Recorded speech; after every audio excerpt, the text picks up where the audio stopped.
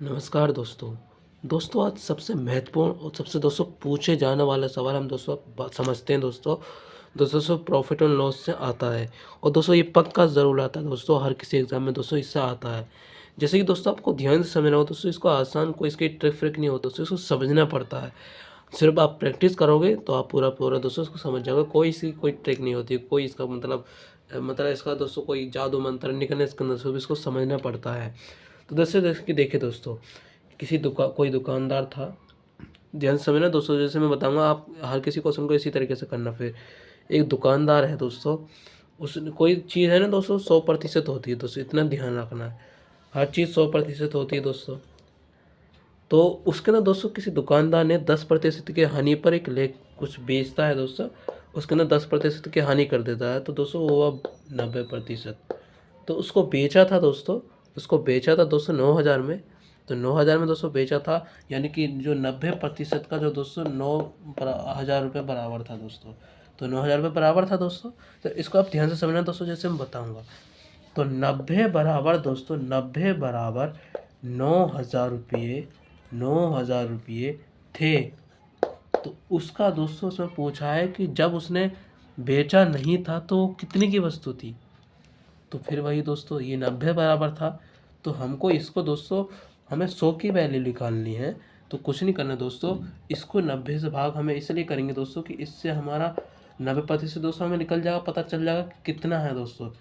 1% मतलब यानी दोस्तों इसके अंदर जब हम 90 से भाग करेंगे तो हम एक चीज़ का 1% का निकल जाएगा दोस्तों इसके अंदर। किस तरीके से, जैसे हम 90 से भाग किए ना दोस्तों, तो हम 90 से भाग करेंगे तो दोस्तों सीधा है कि इसको 1 से निकल जाएगा, तो 100 बराबर हो जाएगा दोस्तों। इतना तो ध्यान समझ में आया होगा दोस्तों आपको।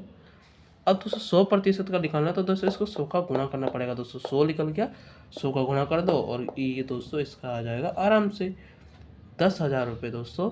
इसका दोस्तों 9,000 था। तो वो जो वस्तु थी पहले, ये आसान मैंने इसलिए बताया दोस्तों। वैसे दोस्तों घुमा के दे देगा सवाल, घुमा के सवाल कैसे दे देगा, इसका कुछ और लिख देगा दोस्तों। लिख देगा दोस्तों, मैं जैसे मैं लिख देता हूँ दोस्तों 20% लिख देता हूँ दोस्तों। अब 20% में क्या होगा दोस्तों, 80% का हो जाएगा। तो 80% में उसने वो वस्तु 9,000 की बेची थी।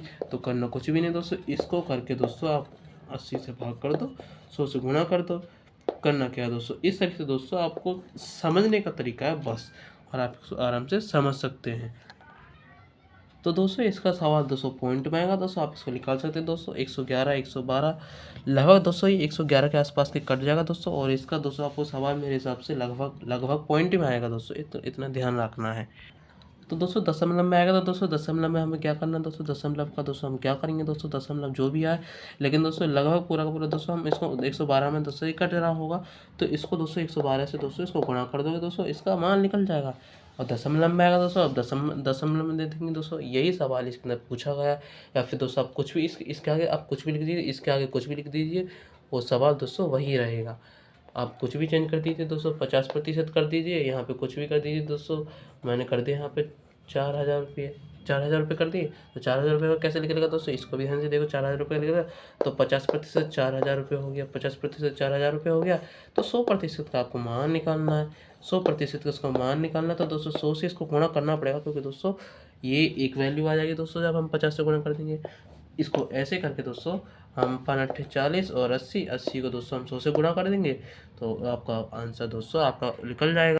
तो दोस्तों यही तो था। अब इसकी जो वैल्यू आएगी, अब मैंने यहाँ पे 4,000 लिखा, 5,000 का, तो दोस्तों आंसर हो जाएगा 8,000 रुपये की वस्तु थी।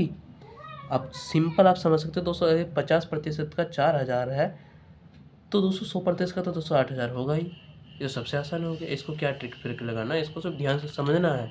अब दोस्तों ये सवाल तो पूरा हो गया दोस्तों। आप इसको समझिए, 20 वस्तु की दोस्तों 20 वस्तु का दोस्तों जो क्रय मूल्य था, जो 20 वस्तुओं का जो सीपी था दोस्तों, इस इधर समझते हैं। 20 वस्तुओं का सीपी, 20 वस्तुओं का सीपी, और इसके अंदर सवाल दोस्तों 20 वस्तुओं का सीपी और 10 वस्तुओं की विक्रय मूल्य के बराबर है। तो वही दोस्तों आप इसको जो कह रहा है वही लिखो।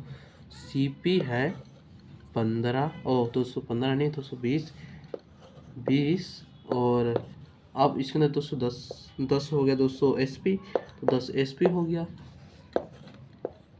एसपी 10 हो गया। अब 10 एसपी होना दोस्तों, इसी माध्यम से दोस्तों अब ये कटा एक मिनट दोस्तों, यहाँ से कटा, ये इसको भी उड़ा दो दोस्तों, इसको अलग से लिख देना बाद में, यहाँ पे लिख दो। और SPCP, अब दोस्तों ये संख्या इंटरचेंज हो जाती है दोस्तों, अनुपात में दोस्तों कोई संख्या होगी दोस्तों बराबर हो जाएगी तो इसके पास आ जाएगी और इसके पास आ जाएगी, बस जो दोस्तों अनुपात है वो।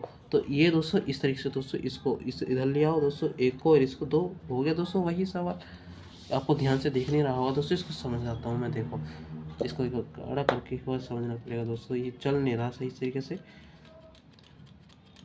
अब देखो दोस्तों, CP दिख रहा होगा दोस्तों सब सब, तो CP 20 है, अब इसके अंदर SP 10 है, तो 10%, और इसका काट दो इसको, और ये इधर आ जाएगा, ये इधर आ जाएगा, इंटरचेंज हो जाएगा इधर से। तो इसको दोस्तों करना कुछ भी नहीं दोस्तों, इसको देखो कितना बड़ा, तो यहाँ पे दोस्तों 1 बड़ा, और कितने पे बड़ा, 1 पे बड़ा, गुणा 100 से कर दीजिए। प्रतिशत में हमें हानि या लाभ निकालनी थी, तो यहाँ पे दोस्तों क्या निकल गया दोस्तों, 100% लाभ निकल गया। अगर यहाँ पे माइनस में होता तो ये हानि होती, यहाँ पे संख्या कम होती, यहाँ पे ज़्यादा है, यहाँ पे ज़्यादा है, यहाँ पे कम है, तो दोस्तों इसको लाभ हो रहा है, सीधा सा सवाल है। तो यहाँ पे दोस्तों इसका 100% इसका आंसर हो जाएगा। घुमा के दे देगा, यहाँ पे कुछ और लिख देगा, इस यहाँ पे क्या लिख देगा दोस्तों, यहाँ पे मैंने मान लिया दोस्तों 15 लिख दिया, 15 लिख दिया। अब यहाँ पे 10 ही लिखा है, चलो मान लिया दोस्तों, यही वाला जो मैं पहले बोल रहा था यही दे देते हैं। तो 15 CP है और बराबर 10 SP है, 10 SP है, यानी कि दोस्तों ये इसको कैसे कटेगा दोस्तों, 5 दूना 10 और 5 दिया 15, तो ये 2:3 आ गया, कट गया दोस्तों। अब 2:3 आया, अब कितना बचा ये, तो 1 बचा, 1 पे 2 बचा, कितने पे बचा, 100 पे बचा ना दोस्तों, तो 50% उसको लाभ हुआ, ये आंसर था। अब क्या करना है इसके अंदर, और सवाल दोस्तों हम और किसी वीडियो में समझेंगे। तो ये दोस्तों आपको समझ में आएगा दोस्तों, और किसी वीडियो में दोस्तों मिलेंगे दोस्तों। आज की इस वीडियो में दोस्तों इतना ही, मिलते हैं दोस्तों नेक्स्ट वीडियो में। आज के लिए धन्यवाद, जय हिंद, जय भारत।